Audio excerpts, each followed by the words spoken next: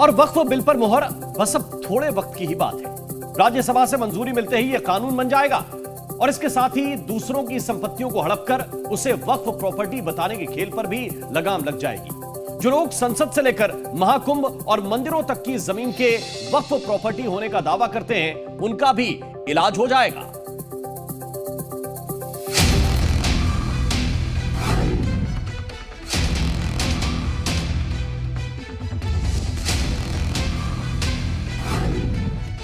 मैं गांधी की तरह इस कानून को फाड़ता हूं। अरे छीने वो चीज हमारी काहे की छीनेगी वो।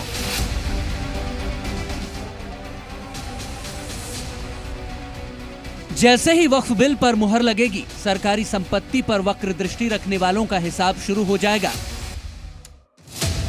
जिसने भी वक्फ के नाम पर सरकारी संपत्ति हथियाई हो, उस पर मस्जिद बनाई हो, उसका अब कानूनी इलाज होगा।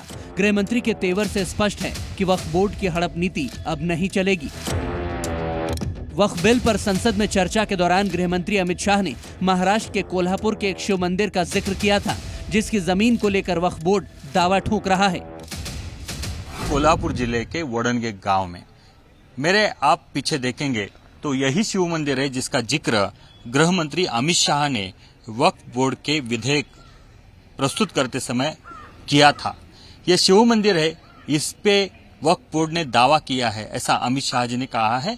हालांकि इस मंदिर का सर्वे नंबर अलग है और यहाँ के बाजू में मुस्लिम समुदाय के कुछ यहाँ पर दरगाह है और नमाज पठन करने के लिए यहाँ पर एक जगह है। जी न्यूज की टीम ने जब यहाँ रहने वाले भाईजान से बात की तो उन्होंने दलील दी कि वक्फ का दावा मंदिर पर कभी नहीं था, बल्कि वो तो मंदिर के पीछे की जगह पर दावा कर रहे हैं। ये जो उन तक इन्फॉर्मेशन दी गई है वो पूरी की पूरी 100% गलत झूठी इन्फॉर्मेशन दी गई है।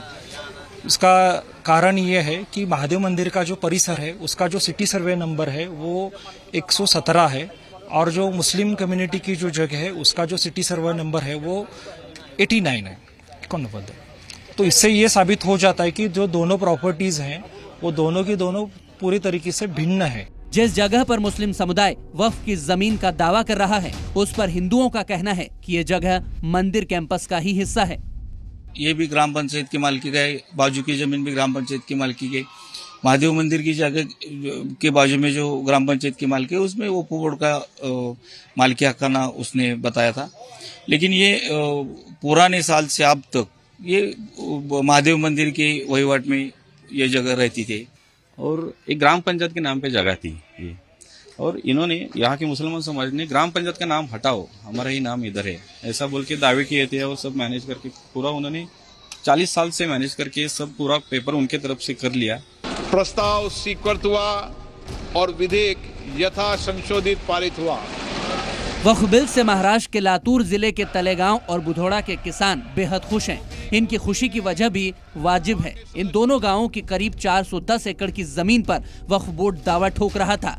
किसानों को नोटिस भी भेजा गया था, जबकि किसानों का कहना था कि ये जमीन उनकी पुश्तैनी जमीन है। अब वक्फ बिल से यहाँ के किसानों को उम्मीद है कि उनकी परेशानी का इलाज हो सकेगा।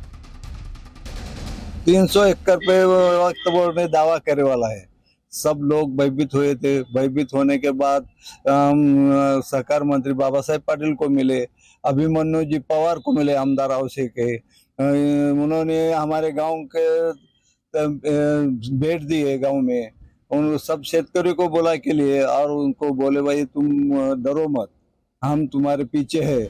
वक्फ संपत्ति को लेकर विवाद सिर्फ कोल्हापुर या लातूर तक ही सीमित नहीं है। यूपी में भी कई जगहों पर सरकारी प्रॉपर्टी पर वक्फ का कब्जा है और मामले कोर्ट में चल रहे हैं। वक्फ का कानून बन जाने से निश्चित तौर पर भूमाफिया बन चुके वक्फ बोर्ड की मनमानी पर लगाम कसी जाएगी। वहीं उसके कब्जे की जमीन का कच्चा चिट्ठा भी सबके सामने आ जाएगा। कोल्हापुर से प्रताप नायक के साथ ब्यूरो रिपोर्ट, जी मीडिया।